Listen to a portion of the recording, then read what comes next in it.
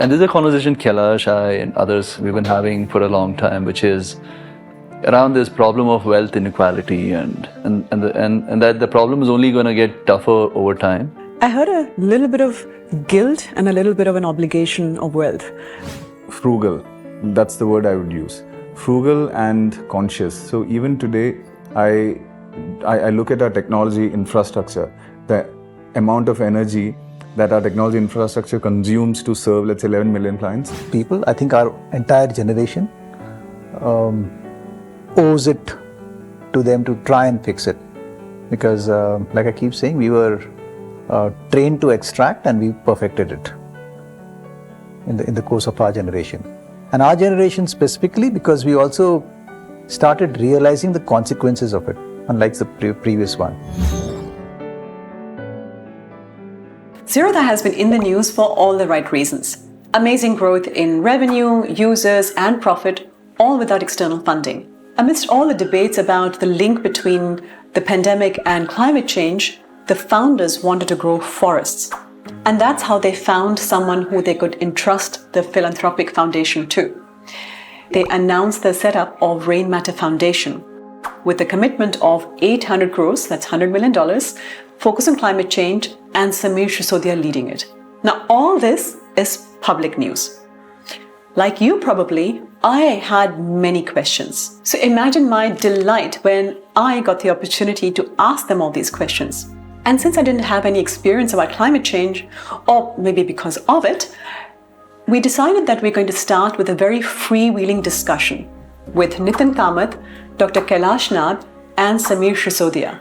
We recorded the whole conversation mostly to share with the team, but in the spirit of transparency that they've come to be known for, we have decided to share the whole conversation. In the conversation, we started with philosophical questions, such as whether the world was generally getting better or worse, whether capitalism, that's markets, can actually solve the problem that they created, and whether it's possible to do the right thing by customers, team, and the environment while making money.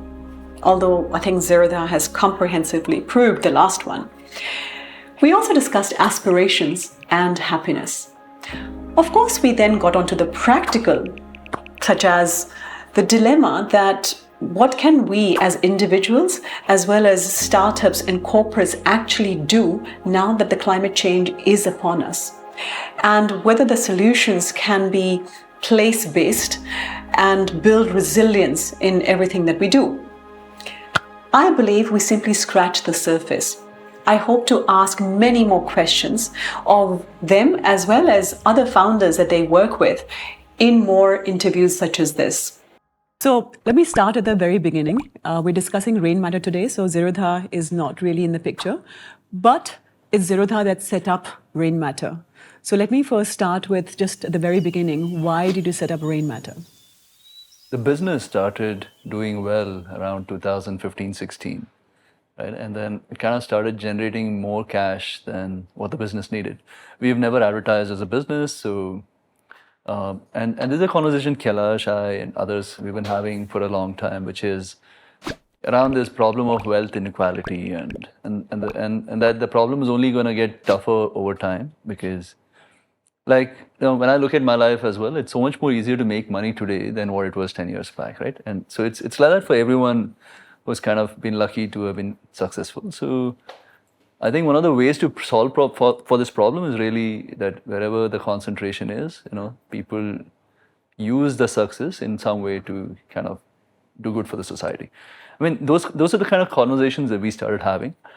We started supporting some NGOs, right? And from Zerodha itself. From Zerodha itself, right? But it was all over the place. There was no theme to this. It was just more, spraying and praying types. And around 2018-19 is when we said, we need to get our hands dirty. And the easiest thing to do was really to go find a piece of land and restore it. Right? It's something that everyone associates very easily, right? Plant trees. I mean, not just plant trees. We were at least, we knew that just planting trees isn't enough. It has to be like a biodiverse, create a forest of sorts. And And yeah, so that was how we ended up meeting Samir as well, because we found a piece of land, like a 100-acre piece of land, adjoining a forest. Someone was trying to make a villa project there. And we said, you know what, we need to stop that villa project from happening and kind of take over that piece of land. And we met Samir there, and we started talking about what we were thinking about. And I think Kailash generally has been, I mean, K, I know if I say Kailash, it sounds weird actually. K has generally been, has been the one who's been questioning, the obligation of success within the organization. Because a lot of this free capital that the business generated was thanks to all his philosophies around tech. Right? Because we've scaled the business in terms of revenue without really having to spend as much on tech. And because of the way the tech is built is why we didn't even have to hire as many people on the business. Right? But it is kind of, all of this success has always bothered us. Like, for example, when we've gone from 1 million customers to 11 million customers with 1,100 people on the team without adding anyone. Right? While it's very good for the business, but the question has been, this potentially could have been employment for 10,000 people if we were inefficient as a business, right? And except one day you might have to fire them as well. Yeah, no, I mean, like I said, you can't. I mean, as a business, when you're running a business, you have to do it the most efficient way, right? I don't think you can mix. You can't just hire people just to create jobs, right? Because, like you said, one day you're not going to wake up and the business won't be around, right? And but we've been asking those kind of questions internally, and yeah, so when we met Samir and our ideas kind of matched, we convinced Samir, to say we need someone to kind of put this all together for us and lead this, because we are still building the business. As in, I give very little time. Kailash gives a lot more time than me. I don't know, Kay, if you want to add something. I'll get to you in a second, but why the name Rainmatter? Because on your website you explained Zerodha a few times in videos, but not on Rainmatter. How did the name come about? It's so funny. It's funny. Okay, so let's hear it. Kay and I had gone to a cloud conference in Bombay, and we usually, fool around, these fancy names, and so Rainmatter, the foundation, before that we had Rainmatter Fintech, through which we are supporting startups and etc., working on finance. So we were at that conference, and there was a cloud chief, and I was someone's actual designation. They were the cloud chief. So I said, no, he's cloud chief. I need to be. I'm the rainmaker, and in all that conversation somehow, this whole Rainmatter, the name kind of came through. So it was a rainmaker as opposed to rain. No, I don't think climate change. Right? Yeah, I don't think it was really climate change at that point. Right. It was. This was back in 2016 when we were thinking of fintech fund for helping startups. Climate, all the foundation, etc., that happened in 2019-20. So this was much before time. So this had nothing to really do with climate change as such. But today, people ascribe it to saying, it's probably climate change. I heard a little bit of guilt and a little bit of an obligation of wealth. Is that fair? There was a bit of both? Yeah. No, guilt maybe not, but obligation 100% for sure. Right? Okay. Because it's just like I said earlier, it's just so easy today for me as a businessman to be able to make money, right? And it just feels unfair, in the sense it's just unfair for so many others that, few people can so easily generate wealth. So there's a lot of obligation because of that. Guilt, I feel when I spend the money, which is, I end up doing it, when I say spend money, when I spend money to buy material things, which don't really add too much value to your life, So at that point, I don't mind if I spend a lot of money, say, learning guitar from the best teacher. Never bothers. But if I were to go spend money on the new iPhone, somewhere I feel guilty about it. And that, I think, is thanks to, just hanging around. No, just kidding. But, But everyone has the iPhone. It's not like you're doing anything more. No, it's not that. Do you have to change an iPhone every year? Right?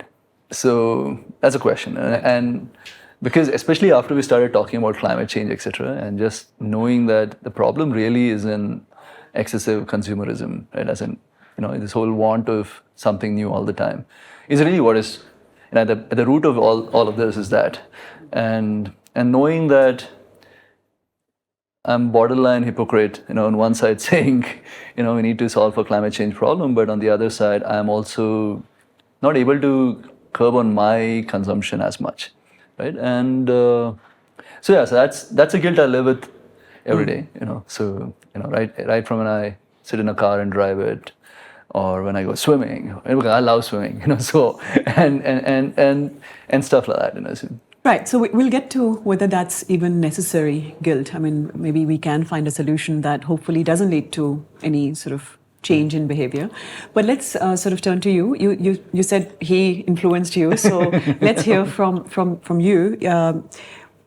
From your perspective, why does a stockbroking firm get involved in climate change?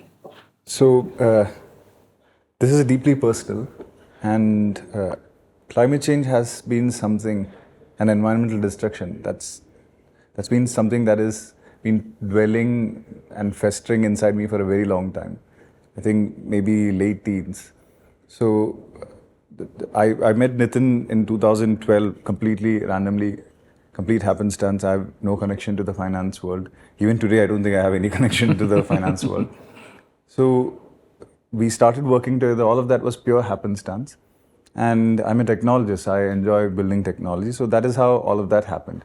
And all the work, right place, right time, stuff working out, being successful. So that just happened. But at a personal level, climate change is something that has always bothered me. Most decisions in my life are affected by this climate anxiety and grief. I mean, it's a really big existential crisis for me. And even from the very early days of us meeting, I mean, we've been talking about this. I don't think it's talking, I've been bugging him about this, pestering him. And so even a lot of things that we did at Zerodha in the very early days when we were building Zerodha as an online business, I think a lot of those decisions, the way we built processes, the way we looked at efficiency, the way we built technology, it was all frugal. That's the word I would use. Frugal and conscious. So even today, I look at our technology infrastructure, the amount of energy that our technology infrastructure consumes to serve, let's say, 11 million clients, and I look at the rest of the industry, I know that we have a very, very, very tiny footprint, and that gives me some solace. So this principle has been at play for a very long time, even at the completely non-environment, non-climate things that we do. How we digitized. I mean, we've saved humongous amounts of paper from being consumed from the many different digitization things, hacks that we did. All sorts of things. So it's always been there. Everything I do, this is at the back of my head. When I buy something, when I build something, when I write software. So I guess it was just natural progression. So as Zerodha started becoming successful financially and materially over the years, so whatever Nithin just described, right? That sense that there is something off with mounting success, the accumulation of materials and wealth in a tiny pocket somewhere, when you know that the rest of the world and the rest of the society is highly, highly unevenly placed by orders of magnitude. So, and then there's this existential crisis. What is the point of doing any of this if there is impending planetary destruction at hand? So we've been talking about this over the years, and that's how, I think in about 2017, we started supporting projects and organizations that were working in this space. Really, really small experiments, and we weren't as big back then. So that just naturally evolved. And for me, again, this is deeply personal, that kind of became the reason. When Rainmatter Foundation happened, when we figured that, the right way to do whatever we're trying to do is to set up a foundation, give it structure, invite people who are passionate, who can focus on this full time, because we have day jobs to look at. So that is when it really, fit into place for me that, oh, there is some point and meaning in doing all this, stock market stuff. Why would I have spent a decade doing all of this? Now, I derive meaning from that. So all the work that we do, even if there is mounting material success that we are uncomfortable with, it is going towards these causes that truly matter. They truly matter to me on a personal level, but this is not about me as an individual. They truly matter to everyone, everywhere. And if we don't attempt this, the most dire civilizational crisis, what is the point of attempting anything at all? What's even the point? So that's my personal view, really. So, if you didn't step in, what would happen to the civilization? What do you think would happen if Rainmatter didn't exist? We are just, I don't know, flashes in a fickle moment in history. I don't think it's impossible to predict timelines. I mean, if we could predict anything, we could predict the stock markets and make even more money. But you can't predict civilizational trajectories. It's impossible. But no, stock markets are human psychology. Here you're talking about kind of biology, right? No, this is also human psychology. So what has resulted on this destruction? It's human. Climate change is man-made. It's not some natural phenomenon, right? Our lust for material, our consumption, our greed, our misplaced aspirations, these are the things that have driven humanity as a whole to consume and destroy and extract from the planet over and over and over with no regard for it. So if Rainmatter didn't exist, history would take its course. I have no idea where it will go. I have a very bleak and pessimistic view of the future. And whether Rainmatter will make a difference or not, that's not in our hands. And we are definitely not thinking that we are saviors. It's our ethical and moral duty to do this, because if we don't try this, like I said, all other problems around us kind of look secondary, immaterial. So we are here because we happen to be here, and I find solace in the fact that we are trying. But if we weren't here, I know stuff. World would go on in good and bad ways. You sound like a pessimist. What about you? Are you a pessimist, optimist? Yeah, like Charlie Munger says, cheerful pessimist. He is pessimist. I'm cheerful. At least to know about. No, just to add another point here, right? So, I think this, like whatever we're doing, whatever you're attempting, will also help us stand out as a business as well, right? Because I think as the world goes into all of these problems, questions will be asked of businesses and people who are successful. What did you do about it, right? And at that point, I think it'll be easier for us as a brand to stand out as well, saying, you know what, we acknowledge this and we are doing something about it. And one of the reasons I think we are very vocal about this is to nudge others to think this way, right? Like, for example, I love Bjorn Chenard and Patagonia, right? Just for what they stand as a brand. And I think over time, brands like that will get more and more acknowledged because climate change or inequality of wealth, this will affect everyone over time, right? And especially I think climate change will affect the bottom half a lot more than maybe the top 1 to 3% of the planet. So I think people should do it, not just because it's the right thing to do, but also it's probably the smarter thing to do as well. Business point of view. Correct. Yeah. I guess there's businesses that do it through what they do, and then there's companies that do it like CSR, right? Patagonia is in the business of creating clothing and does it. We'll come to that as well, but I want to hear from you, Samir. You have the task of leading Rainmatter. Is there anything in your background in terms of what led you to first be on that piece of land when you met Nithin? And what's your philosophy now? I'm assuming that it has evolved over the last 2 years, but what's your philosophy behind Rainmatter? What led me to be on that piece of land was a series of random accidents. But you'd already given up your corporate job, I believe. Yes, there was a quest for more meaning from whatever I was doing, right? Nithin spoke about what does success mean, and he was referring to doing something useful with it. I arrived at that point way early because, like, when we were passing out of college, there used to be these articles in business mags around build a retirement corpus of 1 crore, right? Like the day I hit that, I was like, maybe we should retire, and then do more meaningful stuff, because all the code I wrote went into a black hole. I don't think 1 crore isn't going to get you anywhere, by the way. So how old is this? But one was thankfully naive then, right? And I kind of plugged out of that, and I said I'll make it work outside of this, and it's worked. Right. So as part of the journey, one tried many experiments, and one of those experiments was this little chain of homestays and campsites that I was running, where this fortunate accident happened. In terms of philosophy, I mean, I'm with Kay on this. I'm a very dark pessimist. Okay. I do feel obligated to my kids. I think not just the successful people, I think our entire generation owes it to them to try and fix it. Because like I keep saying, we were trained to extract and we perfected it. Course of our generation. And our generation specifically, because we also started realizing the consequences of it, unlike the previous one. So it's truly upon us to try and at least figure out some answers that the next generation can work with. Right? I don't know what we can change, to what extent, but to give it a shot to try some of those answers, I think that's the least we should do.